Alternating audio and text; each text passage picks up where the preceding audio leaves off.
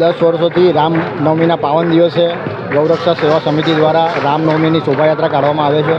ભવ્ય આયોજન કરવામાં આવે છે. સૌ કાર્યકર્તાઓનું ખૂબ ખૂબ અભિનંદન પાઠવું છું. યાત્રામાં આજે નાના બાળકોની વેશભૂષા રાખવામાં આવી છે. જોડે જોડે રામ ભગવાનની પ્રતિમા, જે ખૂબ સુંદર પ્રતિમા તૈયાર કરવામાં આવી છે. પ્રભા, જે અખંડ ભારતની પ્રભા રાખવામાં આવી છે. જોડે જોડે આ યાત્રામાં પાલખી, રામ ભગવાનની પાલખી રાખવામાં આવે છે, જેમાં લોકો દર્શન કરે છે અને ખૂબ શ્રદ્ધાથી દર્શન કરે છે. હમણાં આરતી કરી શુભારંભ થઈ રહ્યો છે. રણમુક્તેશ્વર મહાદેવથી આ યાત્રા નીકળી ગેન્ડીગેટ દરવાજા થઈ, માંડવીથી એમજી રોડથી લાલકોટ થઈ, લાલકોટની સામે તાડફળિયામાં જે રામ ભગવાનનું મંદિર છે ત્યાં યાત્રાની પૂર્ણાહુતિ થશે. રામનવમીનો પવિત્ર દિવસ છે.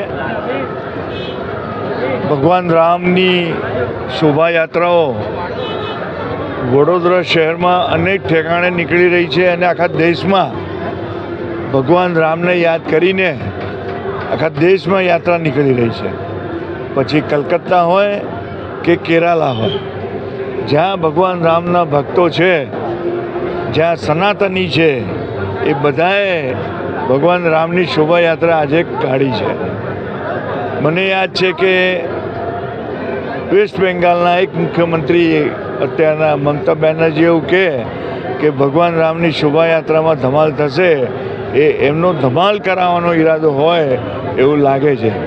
પણ અમે તો ઈચ્છીએ છીએ કે ભગવાન રામની આ શોભાયાત્રા, ભગવાન રામના દર્શન વડોદરા શહેરના નગરજનો પ્રેમથી કરે અને 22મી જાન્યુઆરીએ જ્યારે ભગવાન રામની સ્થાપના થઈ, મંદિરમાં બિરાજમાન થયા, અયોધ્યામાં બિરાજમાન થયા, 500 વર્ષ પછી બિરાજમાન થયા, એ ઐતિહાસિક ક્ષણ આજે આપણે યાદ કરીએ છીએ.